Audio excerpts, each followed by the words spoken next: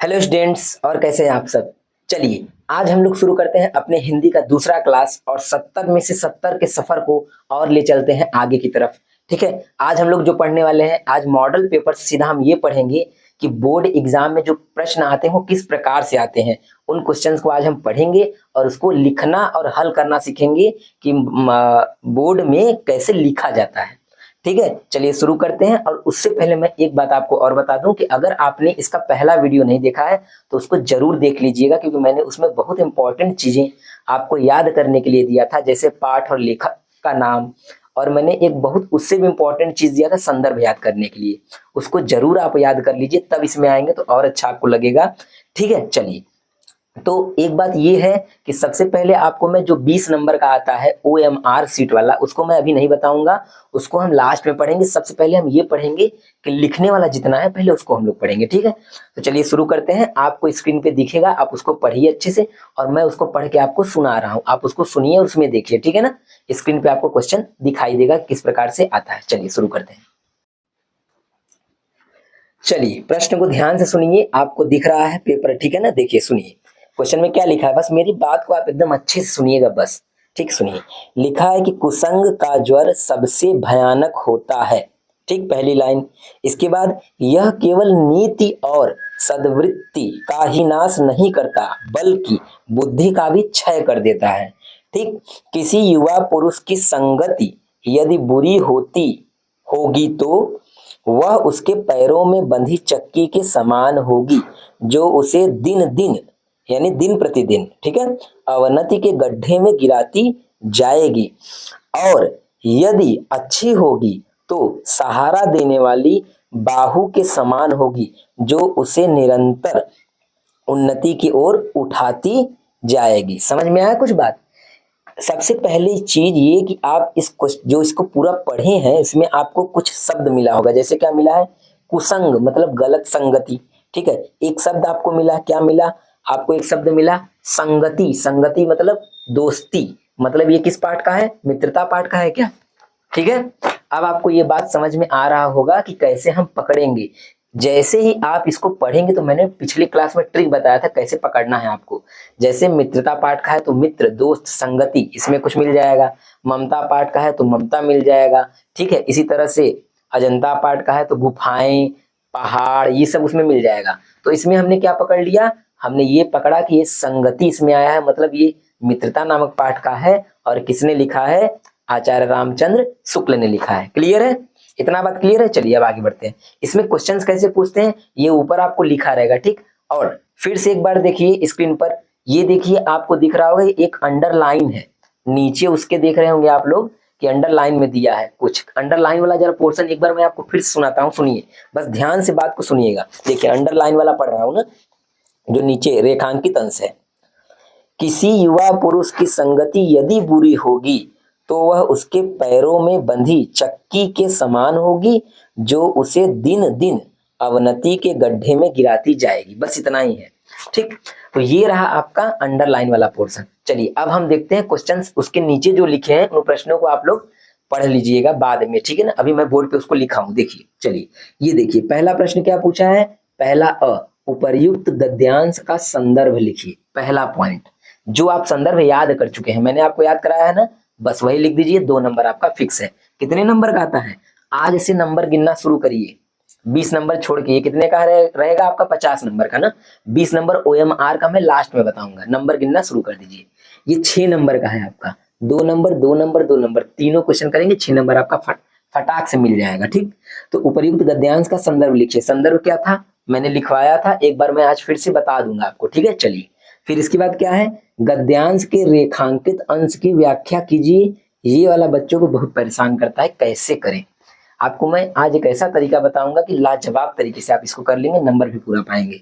ठीक, फिर इसके बाद क्या है, लास्ट वाला क्वेश्चन, युवा पुरुष की यदि अच्छा संगति यहाँ रहेगा, यहाँ पे एक छोटा सा मिस्टेक हुआ है मुझसे, युवा पुरुष की संगति, यहाँ संगति रहेगा। ठीक है ना, चलिए मैं लिख देता हूं, यहाँ पे लिख दे रहे हैं संगति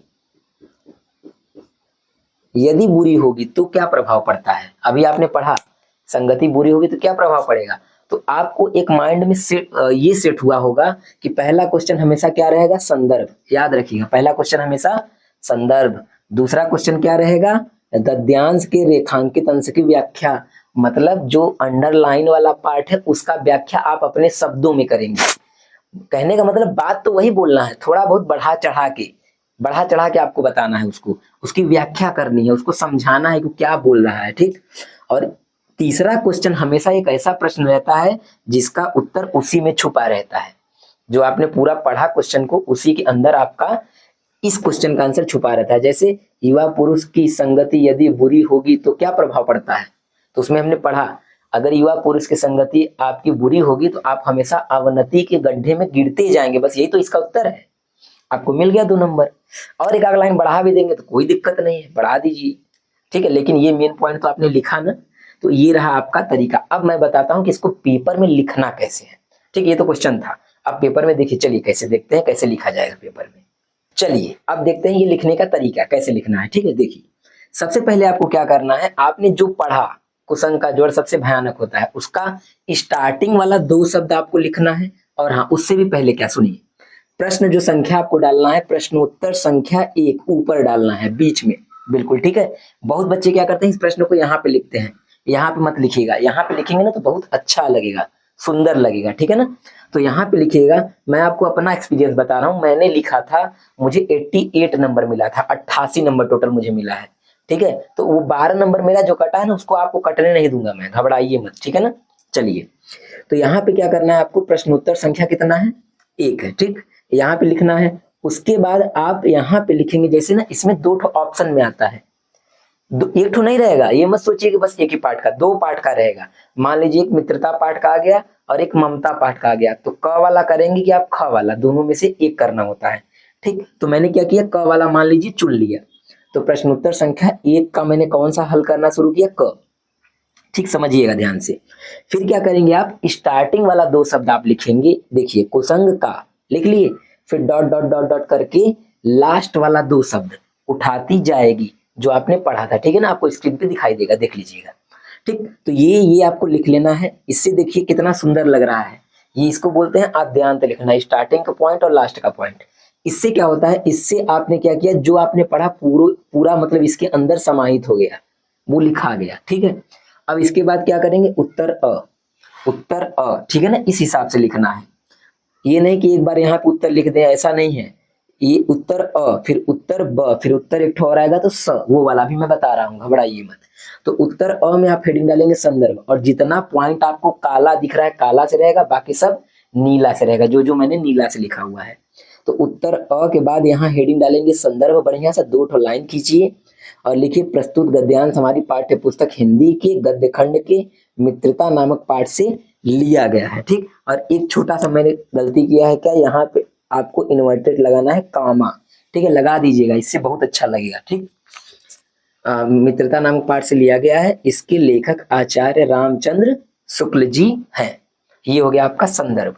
आपको कितना नंबर मिला, 2 नंबर, ठीक। ये अब उसके बाद रेखांकित अंश की व्याख्या, जब भी रेखांकित अंश की व्याख्या करेंगे पहले हेडिंग डाल देंगे उसका, ठीक है। आपको क्वेश्चन नहीं उतारना है, प्रश्न मत उतारिएगा, बस उसमें से पढ़िए। और ये लिखने का पूरा तरीका है, पेपर जैसे लिखना है, लिख देंगे ना, एक भी नंबर कट जाएगा तो बताइएगा मुझे, ठीक है। चलिए, उत्तर ब, ये उत्तर ब हमने डाला, जैसे उत्तर अ वैसे उत्तर ब। अब हेडिंग डालेंगे रेखांकित अंश की व्याख्या, इतना बड़ा सा, ये खुद ही आधा लाइन ले लेगा, थोड़ा सा कम, ठीक है। उसके बाद आचार्य रामचंद्र शुक्ल जी कहते हैं कि, जिसका भी पाठ रहेगा उस लेखक का नाम लिखिएगा। जैसे मित्रता का आ गया तो आचार्य रामचंद्र शुक्ल, ममता पाठ का आ गया तो जयशंकर प्रसाद जी कहते हैं कि, क्या लिखूं का आ गया तो पद्मलाल पुन्नालाल बख्शी जी कहते हैं कि, अजंता का आ गया तो भगवत शरण उपाध्याय जी, ठीक है। इस तरह से आचार्य रामचंद्र शुक्ल जी कहते हैं कि, अब यहाँ से शुरू करिए, क्या, जो रेखा नहीं था अंडरलाइन वाला, इस अंडरलाइन को आपको अब अपने शब्दों में लिखना है। चलिए देखते हैं कैसे लिखा जाता है, ठीक है ना। चलिए शुरू करते हैं।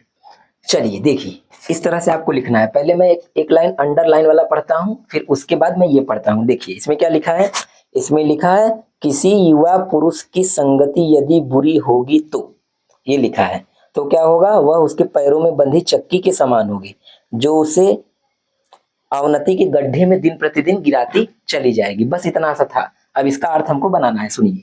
तो सबसे पहले आपने ये लिख लिया, आचार्य रामचंद्र शुक्ल जी कहते हैं कि यदि किसी मनुष्य की दोस्ती किसी बुरे व्यक्ति से हो जाती है तो वह उसे आगे नहीं बढ़ने देती है।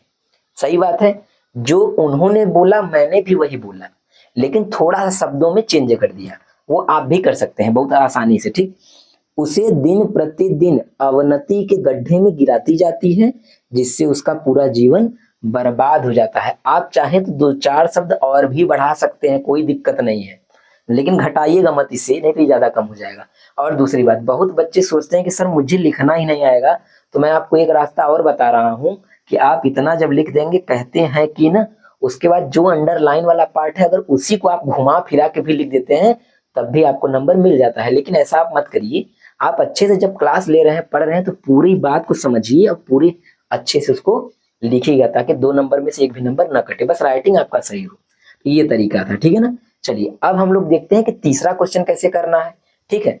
तीसरा क्वेश्चन कर लेते हैं, उसके बाद मैं आपको एक इंपॉर्टेंट बात बताता हूं कि जैसे मान लीजिए मित्रता पाठ से आ गया तो आपने कर लिया, ममता से कैसे आएगा तो करेंगे, अजंता से आ गया कैसे करेंगे, ईर्ष्या तू न गई मेरे मन से तो उसको कैसे करेंगे। तो ये बात के लिए मैं आपको एक होमवर्क दूंगा, ठीक है। ये काम आप तो समझ में आ गया होगा, आप कर लेंगे। 2 नंबर इसका, 2 नंबर इसका, 4 नंबर आपका फिक्स हो गया, मिल गया आपको। अब उसके बाद हम लोग चलते हैं लास्ट तीसरे क्वेश्चन की तरफ कि तीसरा क्वेश्चन कैसे हम लोग करेंगे। चलिए तो देखिए तीसरा क्वेश्चन का आंसर कैसे लिखा जाएगा, सुनिए। उत्तर स हमने लिख लिया, अ ब स करके दिया रहेगा, कभी कभी 1 2 3 भी देता है, तो आपको जैसा दिया रहेगा वैसा लिख लीजिएगा ना। 1 2 3 दिया रहेगा तो 1 2 3, अ ब स दिया रहेगा तो अ ब स, तो उत्तर स, ठीक है। तीसरे क्वेश्चन का ये 2 नंबर का था, 4 नंबर पा लिया आपने, 2 नंबर का ये है। क्वेश्चन क्या था, यदि युवा पुरुष की संगति बुरी होगी तो उस पर क्या प्रभाव पड़ेगा, ये क्वेश्चन था। आंसर सुनिए, यदि युवा पुरुष की संगति बुरी होगी तो वह मनुष्य अवनति के गड्ढे में गिरता जाएगा। यही तो था आंसर, पढ़ा है आपने ना, पूरा पढ़े रहेंगे बस उसी में आंसर है। अवनति के गड्ढे में गिरता जाएगा और उसकी उन्नति कभी नहीं होगी। ये मैंने अपने से जोड़ दिया है, तो आप भी जोड़ सकते हैं उसके हिसाब से। ये क्वेश्चन बदल सकता है, कैसा बदल सकता है सुनिए। क्या पता क्वेश्चन ये न पूछ ले, बोल दे कि यदि युवा पुरुष की संगति अच्छी होगी तो क्या होगा, युवा पुरुष की संगति अच्छी होगी तो उसमें आंसर में दिया है, क्या दिया है, जो आपने पढ़ा है, तो उसको सहारा देने वाली होगी और उसकी उन्नति होती चली जाएगी, तो ये आंसर हो जाएगा। बस इतना काम करना था, 6 नंबर आप पा गए हैं, ठीक है ना। तो आज का क्लास 6 नंबर का समाप्त हुआ और आपका एक होमवर्क है, उसको जरूर करिएगा, ठीक है ना। अगर आप 70 में 70 लाना चाहते हैं तो ये काम जरूर करिएगा जो मैं बता रहा हूं। पहला आप क्या करेंगे, पहला मित्रता पाठ, ध्यान से सुनिएगा बस, मित्रता पाठ, दूसरा ममता पाठ, तीसरा अजंता पाठ, अजंता, और चौथा, ठीक, चौथा क्या है, क्या लिखूं, क्या लिखूं, आगे पीछे भी हो सकता है, कोई दिक्कत नहीं है, क्रम जरूरी नहीं है, ठीक। 5वां पाठ ईर्ष्या तू न गई मेरे मन से, समझ जाइए, ठीक। सुनिए करना क्या है, मित्रता ममता अजंता क्या लिखूं ईर्ष्या तू न गई मेरे मन से, बस एक बार आप इसको पढ़ लीजिएगा, ठीक है ना। थोड़ा लंबा है, कहानी जैसा है, उसको पढ़िएगा जरूर।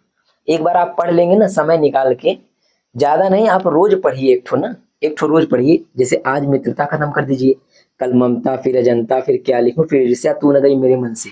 अगर आप इसको पढ़ लेंगे ना तो इससे फायदा क्या हुआ, चाहे जहां से आ जाएगा आप तुरंत पकड़ लेंगे, ठीक है ना, बिल्कुल पकड़ लेंगे। बस आप इसको पढ़ लीजिएगा, मित्रता पूरा पाठ है, पढ़ लीजिएगा, ममता पूरा पाठ है, एक बार पढ़िएगा जरूर, ठीक है ना। मेरे कहने पे जरूर पढ़िएगा, और 70 में 70 ना आएगा ना तब कहिएगा, कोई क्वेश्चन छोड़ने नहीं दूंगा मैं, ठीक है ना। तो ये काम आपका आज का होमवर्क है, तो इसको जरूर करिएगा, और इसमें से चाहे जो आ जाए आप छोड़ेंगे नहीं, 100% करके आएंगे, छूटेगा ही नहीं, ठीक है। तो आज की क्लास को यहीं पे करते हैं समाप्त, और फिर मिलते हैं तीसरी क्लास में, और जबरदस्त तरीके से। ये तो हमने पढ़ा गद्यांश वाला, क्या पढ़ा, ये गद्यांश है पूरा ना। अब हम कल पढ़ेंगे पद्यांश वाला, मतलब काव्य खंड वाला, उसको कैसे करते हैं। उसमें मैं आपको 2-4 श्लोक कविताएं हैं उसको मैं पढ़ाऊंगा, ठीक है, पढ़ा करके उसका हिंदी बताऊंगा कैसे करना है। चलिए तो अभी दे दीजिए हमको इजाजत, और हम लोग कल मिलते हैं, चलिए धन्यवाद।